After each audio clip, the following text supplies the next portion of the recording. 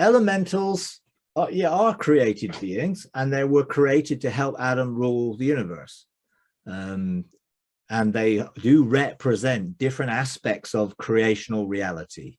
So the normal ones we think about are earth, wind, water, fire, but there are other more nature related ones, hence trees. And there's a communication network around the earth and mycelial network where trees connect. And actually, I saw a really fascinating article, scientific journal article, this last month, about them talking about the earth being sentient because of this mycelial network that is within the soil, therefore producing frequency. I mean, it's quite fascinating. No, it wasn't a Christian article, it was a pure science article, but they were talking about the earth being sentient, which got my attention when I saw the title. I thought, whoa, what's this about? And actually it was really good, because it was exactly what I think we are seeing. Those beings relate to those different elements of creation, and they are there not just on the earth, they're there within the solar system, they're there within the rest of the cosmos as well. They have different functions. Their elementals are also within the different dimensions, because God created it with the same pattern. And the Greek word that people use for that in the Bible, and I don't think we need to have a Bible reference for it necessarily, they use the Greek word stoichion, which talks about the elemental things. It's sort of a little bit of a stretch, I personally feel, but I do believe they exist. I have encountered them. There are thrones. I've seen 7 thrones for ruling with the elementals within the heavens, and they're designed to work and cooperate with us. Well, as we gave up our position of sonship, they then started to cooperate with others who represented, therefore, our position, the angelic being, fallen angelic beings and others. And they also have connected with those who have not rejected the sentience of nature and things, and Wiccans and witches and all that sort of stuff. And some of them are, who would call themselves white and try and do things for good, and some of them are dark and black and do things for bad. So what I've seen is that they are influenced by whoever seems to carry the authority. Therefore, they can be influenced to cooperate with us, or they can be influenced to cooperate with another aspect of that. And they sometimes are involved in what we call natural phenomena, earthquakes, tornadoes, hurricanes, anti-cyclone type things, typhoons and things like that, because they join together with perhaps an agenda for disaster, destruction, which is driven by another motive and agenda. So what can we do? They're not fallen per se, they're just influenced. Absolutely, they were created to work in cooperation and in union, oneness with us, for the establishing of God's kingdom and for peace. It's a governmental thing about bringing peace. So their very nature doesn't like to do anything contradictory to peace, but they were designed to be influenced, and they are influenced by those that carry the greatest authority.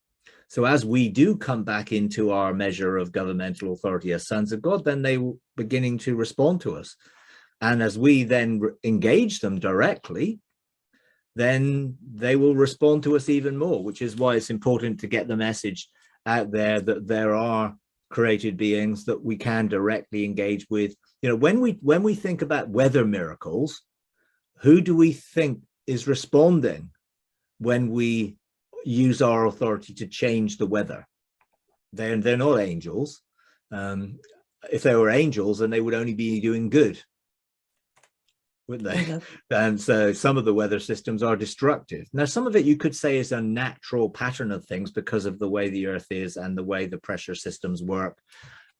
It's a complex thing, weather. But there are some things very clearly that when we change the weather, we are really directly encountering the elementals of the air to change the wind or the water, to change the moisture levels or whatever it is. so we can speak to them for that purpose.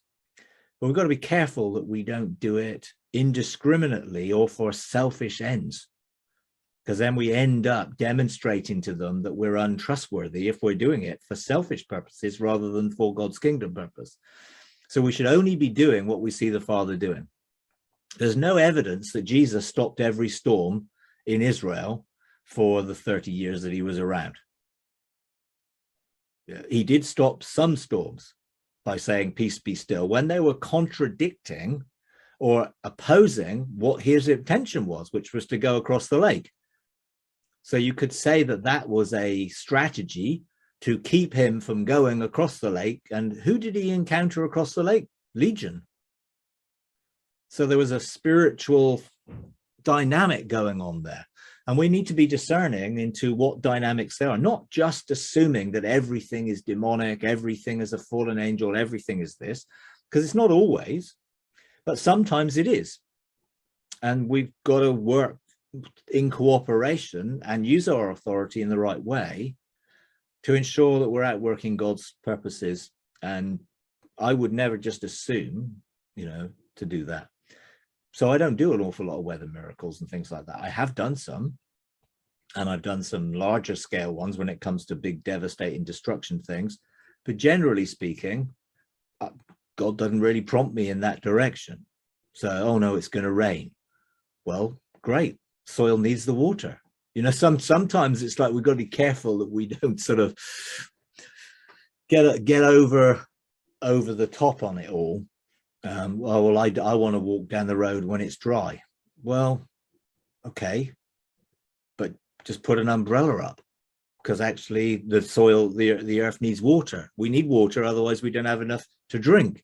There's certain things which we've got to just balance and make sure that we're not operating in a completely self-motivated reason. Oh great, I only have sun over me. Well, I don't think that we should be functioning like that. What we should be looking is to make the earth a fruitful place and make sure the earth is tended, cared for, cultivated, and it's the most fruitful and beautiful place that it was always intended for.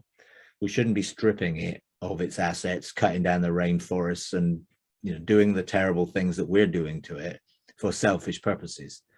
So cooperate with the trees. And there was a lot of devastating fires and forest fires, which I think are the tension that's been going on within competing elementals, because they don't always work together. Yes. They sometimes work against each other. I remember doing a legislative governmental thing with a group up in Seattle area for things that were going on within Washington state. And I think there was some forest fires and things. And we did a court case and we did some legislation. And the result of that was that it absolutely torrentially rained and put out the fires. So there was a sort of response to our authority in the water, the elementals of water responded to us. Now, it's not just one elemental. There are multiple elementals that operate together with a structure of sort of government that can work together and sometimes can work in opposition. We need to come together to bring it all together in oneness, in union, to bring about God's kingdom purpose, which is to restore everything back to God's original purpose and to bring peace back.